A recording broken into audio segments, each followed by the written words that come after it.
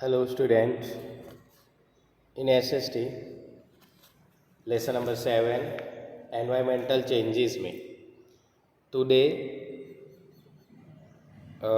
we will learn page number 42 पे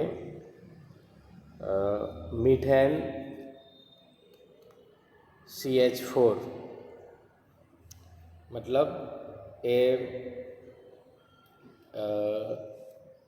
अलग अलग डिफरेंट टाइप ऑफ गैसेस जो प्रॉपर ग्रीन हाउस इफेक्ट करते वो गैसेस में first methane CH4 the massive increase in the methane proportion from the 315 ppm in the year 1750 to 1764 1750 to 1764 ppm in year 2005 was due to the reasons listed below. मतलब methane का proportion बढ़ने का reason क्या था? देखो 315 से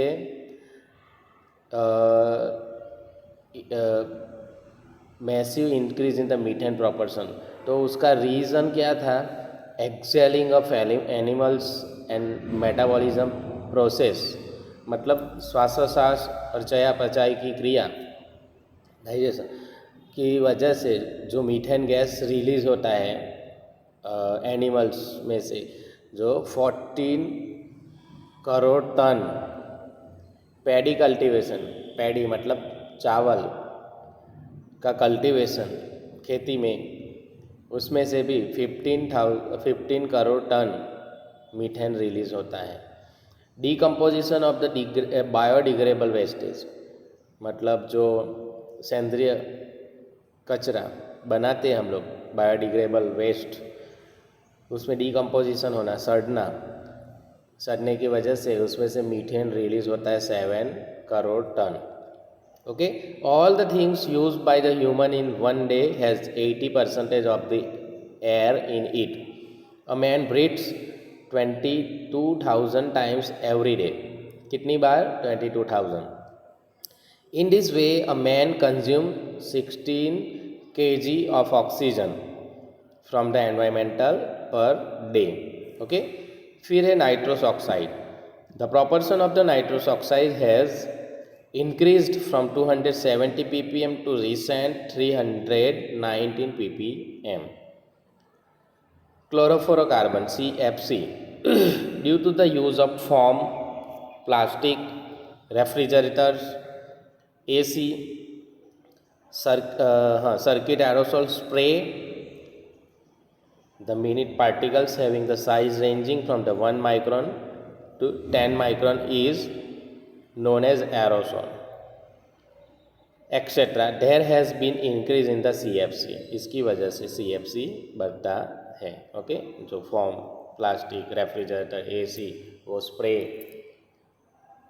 thing to know, as per the resolution passed by the UN on 23rd January 1995, 16 September is observed as ozone day. याद रखना, ओजोन डे कब मनाया जाता है? तो 16 सितंबर. After 1980, year 2007 was the hottest year. 1980 के बाद 2007 को हॉटेस्ट ईयर, बहुत ही गर्मी वाला साल माना गया. Effect of global warming. Global warming की बहुत इफ़ेक्ट हुई है, हमको अभी भी दिख रहा है. Changes of observed in the growth and the development of the vegetation. Okay, growth and development vegetation में बहुत चेंज आ गया है. पहले का देखा जाए और अभी बहुत ही डिफरेंस है. Certain species of birds are now disappearing such a sparrow and vultures. देखो, बहुत सारी ऐसी स्पेसीज ऑफ बर्ड्स है जो लुप्त हो रही है, मतलब ख़त्म हो रही है, जैसे कि स्पैरो एंड वल्चर। स्पैरो पहले के ज़माने में गांव में देखी जाए तो बहुत सारी चिड़िया स्पैरो देखी जाती, अभी बहुत कम दिखती हैं। आप लोग को पता है, ऐसा माना जाता है कि जहाँ पे स्पैरो ज़्यादा दिखेगी वहाँ का एटमॉस्फेयर क्लियर है, शुद्ध है, ऐसा माना जाता है। लेकिन अभी कम हो रही है वो। और वल्चर तो नाम शेष हो गए हैं, बराबर, दिखते ही नहीं vultures. 2000 glaciers of the Himalayas have receded, melted। 2000 him नदी हिमालय की क्या हो गई, मेल्टेड, मतलब पिघल के नदी बन गई। जो बर्फ़ की नदी थी ना, वो बर्फ़ पिघल गया। Gradual changes observe in the glaciers. देखो 2001 में, मई 2001 में एकदम बर्फ़ था, फिर 2003 में देखो पिघल गया, 19 में इससे भी ज़्यादा पिघल गया, बराबर। So this is the effect of global warming. There has been an increase in the natural calamities like famine, cyclone, excessive rain and flood in the last 10 years। देखो लास्ट 10 ईयर्स में ऐसी बहुत सारी नेचुरल कैलामिटीज़ ये global warming की वजह से हुई। फेमाइन, साइक्लोन, एक्सेसिव रेन मतलब अतिवृष्टि होना, flood etcetera.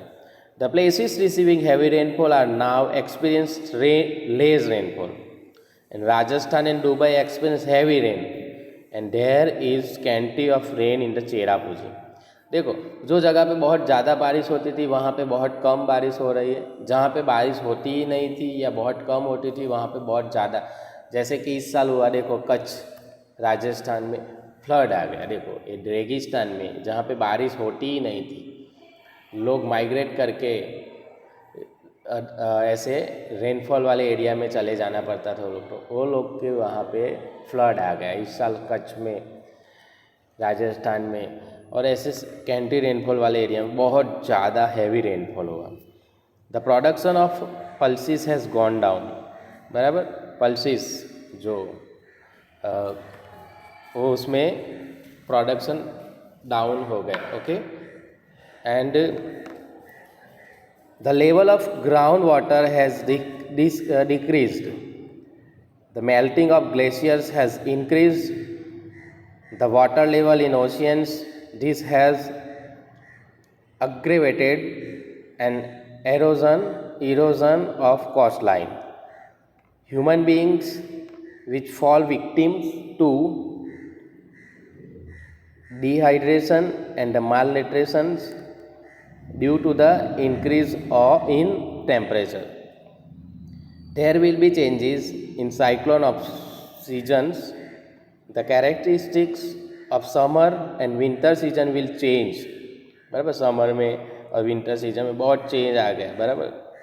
The salinity of the soil in the Gujarat will increase due to the increase of 25 centimetre in sea level. Sea level बढ़ता ही जा रहा है, इसी वजह से सॉलिनिटी, खाराश ज़मीन में बढ़ रही है।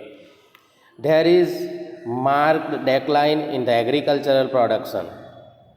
The frequency of the disease like cholera, dengue, malaria, yellow fever, swine flu etc. has increased, बराबर। ये सब रोग बढ़ रहे हैं। The area near the coast of the Maldives, Bangladesh, Philippines, West Indies and the Australia have submerged। ये सब जो कोस्ट लाइन के मतलब नियर द कोस्टल एरिया, वो सब डूब रहा है, बराबर। According an institution named Greenpeace, approximately 55 lakh people living in Gujarat will have to migrate in year 2000, बराबर।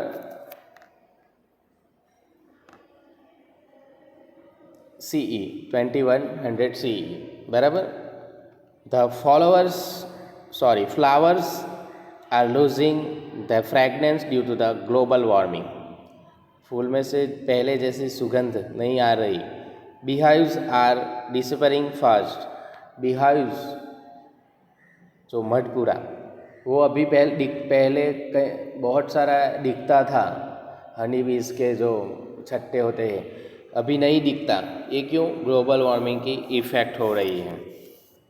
You can see the picture, factors increasing in the temperature of on earth.